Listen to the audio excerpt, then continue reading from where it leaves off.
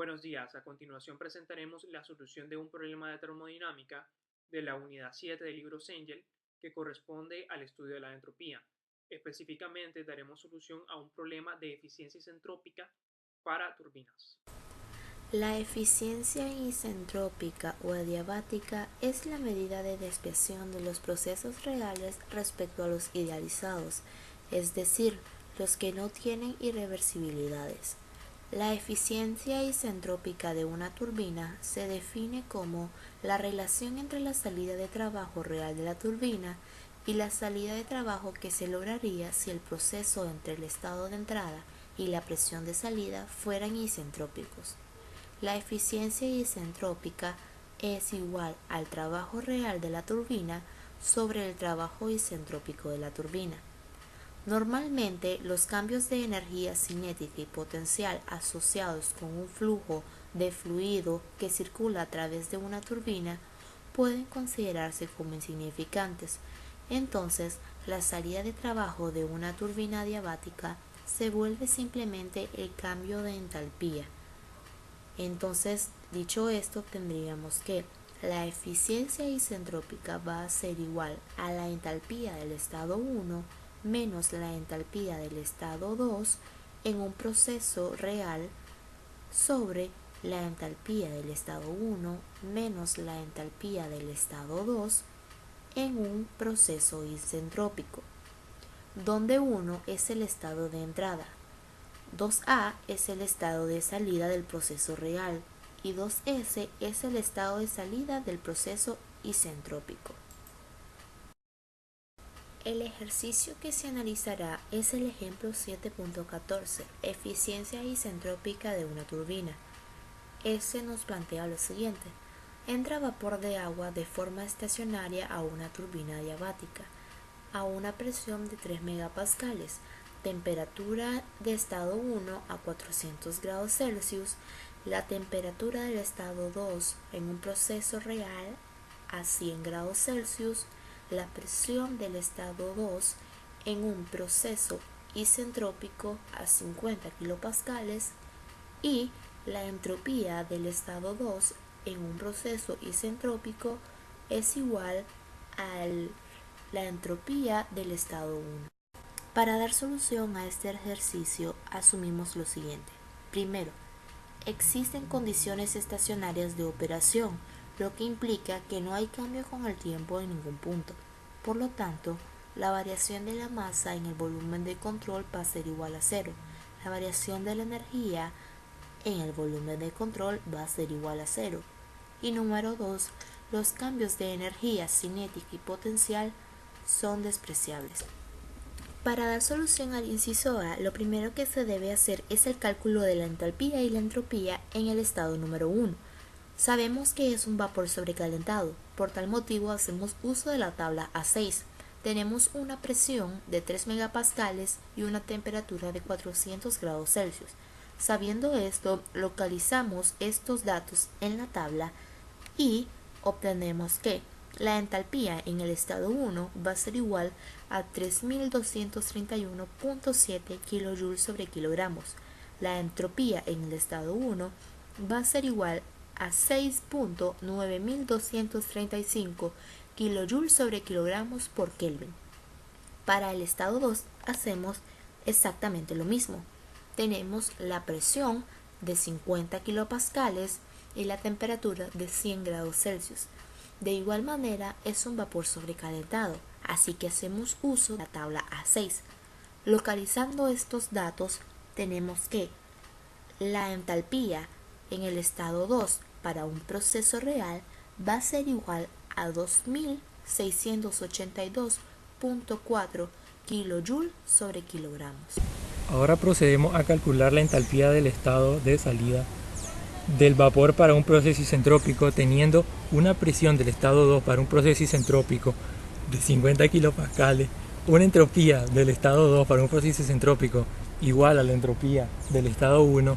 Procedemos a calcular con la ayuda de la tabla A5 la entalpía de fluido, que este es igual a 340.54 kJ sobre kilogramo, la entalpía del gas, siendo este igual a 2645.2 kJ sobre kilogramo, la entropía del fluido siendo igual a 1.0912 kJ sobre kilogramo por Kelvin, la entropía del gas siendo este igual a 7.5931 kJ entre kilogramo por grados Kelvin. Al final del proceso isentrópico el vapor existe como vapor húmedo, puesto que la entropía del fluido debe ser menor a la entropía del proceso isentrópico del estado 2, siendo esta a la misma vez menor que la entropía del gas. Por lo tanto, primero se necesita calcular el valor de la calidad del estado 2 para un proceso isentrópico. Ahora procedemos a calcular la calidad del estado 2 para un proceso isentrópico, siendo este igual a la entropía del estado 2 de un proceso isentrópico menos la entropía del fluido entre la variación de la entropía del fluido y la entropía del gas. Tenemos que la calidad del estado 2 para un proceso isentrópico es igual a 6.9235 menos 1.0912 entre 7.5931 menos 1.912 va a ser igual a 897. Con esto tenemos que la calidad del estado 2 para un proceso isentrópico es de 0.897. Ahora procedemos a calcular la entalpía del estado 2 para un proceso isentrópico, siendo este igual a la entropía del fluido más el producto de la calidad del estado 2 de un proceso isentrópico por la entalpía del fluido menos la entalpía del gas. Sustituyendo, tenemos que 340.54 kJ sobre kilogramo más 0.897 por la resta de 2645.2 menos 340.54 kJ sobre kilogramo nos da que la entalpía del estado 2 para un proceso isentrópico va a ser igual a 2407.9 kJ sobre kilogramo. Ahora, sustituyendo en la fórmula inicial, tenemos que la eficiencia isentrópica de una turbina va a ser igual a 3231.7 menos 2682.4 sobre 3231.7 menos 2407.9 nos da que la eficiencia isentrópica de la turbina es igual al 66.7%. El inciso B del problema de estudio pide calcular el valor del flujo másico que circula a través de la turbina. El flujo másico de vapor a través de la turbina es determinado a partir del balance de energía para los sistemas de flujo estacionario, donde tenemos que la tasa de energía de entrada menos la tasa de energía de salida es igual a la variación de energía del sistema con respecto al tiempo. Dado que este es estable, entonces la tasa de energía de entrada es igual a la tasa de energía de salida. La tasa de energía se determina sumando la tasa de energía transferida por el calor, trabajo y masa.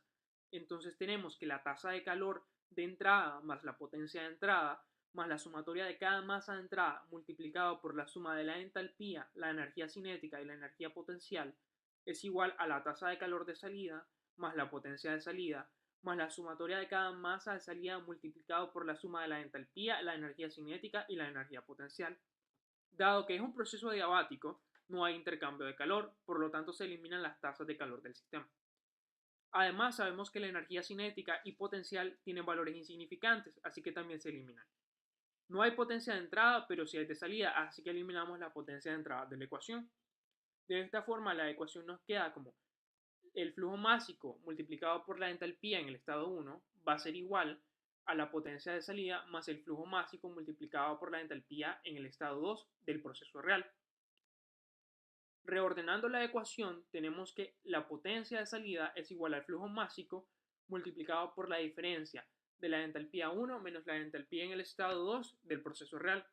Sustituimos los valores en ecuación y hacemos una conversión de megawatts a kilojoules sobre segundo. Por eso, 2 megawatts multiplicado por 1000 kilojoules sobre segundo dividido entre 1 megawatt es igual al flujo másico multiplicado por la entalpía en el estado 1 menos la entalpía en el estado 2 para el proceso real. Resolviendo tenemos que el flujo másico es igual a 2000 kilojoules sobre segundo dividido entre 549,3 kilojoules sobre kilogramos. Esto nos da un resultado de 3.64 kilogramos sobre segundo que corresponde al valor del flujo másico del sistema.